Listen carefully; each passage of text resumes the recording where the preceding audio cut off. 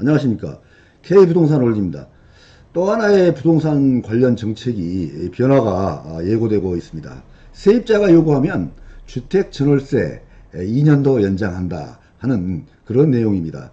주택계약갱신 청구권을 추진하겠다는 그런 내용으로 더불어민주당과 법무부가 당정협의를 거쳐서 이러한 제도를 새로이 추진하겠다 하는 점을 발표를 하였습니다. 그런데 이러한 제도가 세입자에게 정말 도움이 될지 아니면 도움이 되지 않을지에 대해서는 면밀하게 분석을 해볼 필요가 있다는 그런 생각이 들어가서 오늘 이런 시간을 가지게 되었습니다. 세입자가 요구하면 주택 전월세 2년 더 연장한다 하는 그런 내용은 주택임대차법에서 아직은 규정하고 있지 않은 계약갱신 청구권을 입법토록 추진하겠다는 그런 내용입니다. 현재 상가 임대에 대해서는 계약갱신 청구권을 규정을 해서 10년까지 계약갱신 청구권이 유지될 수 있도록 그렇게 규정이 되어 있는데요. 주택임대차 보호법에는 아직 이러한 계약갱신 청구권이 규정이 되어 있지 않습니다. 그런데 이러한 계약갱신 청구권이 정말 세입자에게 도움이 될지 아니면 도움이 되지 않을지 그런 부분에 대해서는 면밀히 검토를 해볼 필요가 있다 하겠습니다. 더불어민주당과 법무부가 주택임대차 계약갱신 청구권 도입계획을 발표를 하였는데요. 2019년도 9월 18일자입니다. 임대차 계약갱신 청구권의 종류에 관해서 살펴보도록 하겠습니다.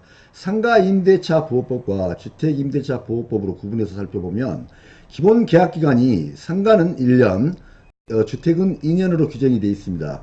그래서 현재 총 보호기간은 상가의 경우에는 계약갱신 요구권을 실행함으로써 10년을 보호하고 있고, 주택에 대해서는 계약기간이 끝나게 되면은 계약이 만료됨으로써 2년을 보호받고 있습니다. 그런데 갱신 후에 보호기간이 연장되는데요. 상가에 대해서는 10년이라는 기간이 그대로 유지가 될 것이고, 주택에 대해서는 1차 연장을 함으로써 4년의 기간을 보장받을 수 있게 되는 그러한 변화가 예고되고 있습니다.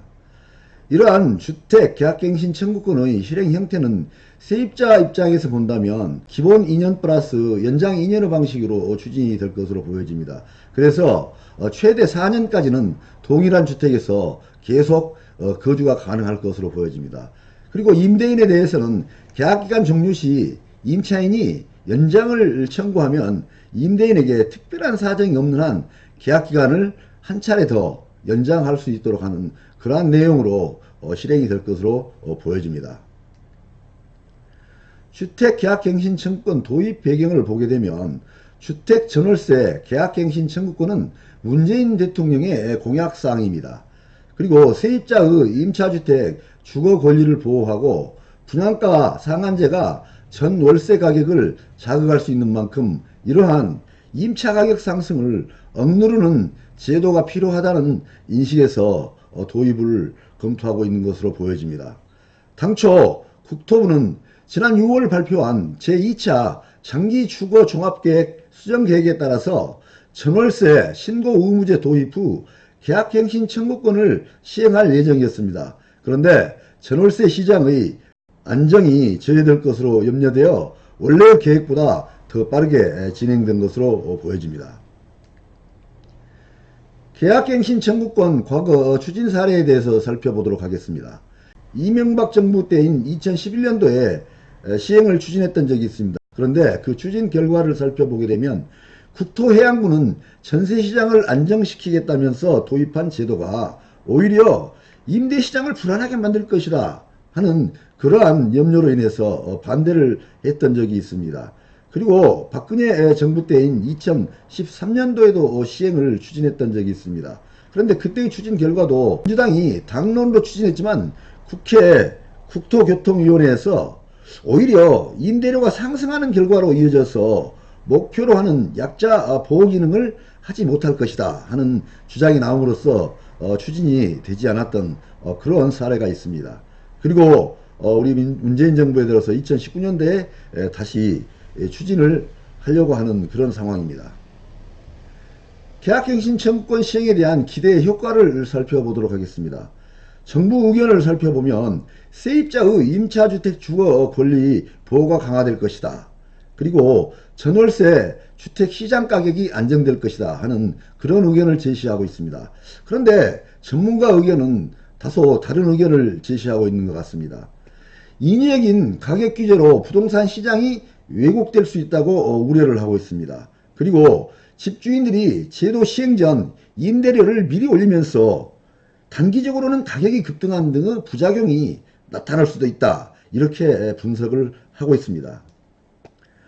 이러한 전문가 의견의 주장의 근거를 살펴보게 되면 실제로 1990년부터 임대차 계약기간을 1년에서 2년으로 늘리는 제도가 도입이 되면서 전세금이 큰 폭으로 상승했던 사례가 있습니다. 제도 도입 직전 연도인 1989년도에 서울 전세금 상승률이 23.68%의 상승률을 기록을 했고, 제도 도입 초년도인 1990년도에는 서울 전세금 상승률이 16.17%의 상승률을 보인 적이 있습니다. 이러한 내용을 도표를 통해서 살펴보도록 하겠습니다. 1990년도부터 임대차 계약기간이 1년에서 2년으로 늘어나게 됩니다. 그런데 이 법이 1989년도에 개정이 되었습니다. 그래서 이러한 가격 변화를 보게 되면 1988년도부터 1997년도까지 이 전세금 상승률을 보게 되면 전부 다 10% 이하의 상승률을 보이고 있습니다. 그런데 이러한 법이 변경된 시기인 1989년도에는 23.68%의 상승률, 1990년도에는 16.17%의 상승률을 보여줌으로써 이러한 전문가 의견의 주장을 뒷받침해주는 그러한 자료들이 나와 있습니다. 이러한 주택계약갱신 청구권이 시행이 된다면 과연 일반 세입자들에게 도움이 될지 아니면 도움이 되지 않을지, 그런 부분에 대해서는 향후 더 많은 검토가 필요하겠습니다만, 이번에 시행을 추진하고자 했던 이런 계약갱신 청구권의 과정은 한 가지 문제점이 지적되고 있습니다. 주택정책의 주무부서인 국토교통부가 협의 과정에 참여를 하지 않았던 점입니다. 국토교통부를 제외하고 여당과 법무부의 협의만으로 정책 시행을 추진하고자 했던 그런 점들이 문제점으로 지적이 되고 있습니다. 과연 주택계약갱신 청구권이 시행이 된다면 세입자들에게 도움이 될지 아니면 도움이 되지 않을지, 그 부분에 대해서는 정부든 그렇지 않으면 그에 관련된 어떤 기관들 모두가 면밀한 어떤 검토를 통해서 시행을 할 수 있도록 하는 그러한 준비가 필요할 것으로 보여집니다. 이러한 기대 효과에 대한 최종 판단은 앞에서 설명한 종합적인 이런 내용들을 참고하셔서 시청자님들이 잘 판단하시기 바랍니다. 감사합니다. 많은 도움이 되시길 바랍니다.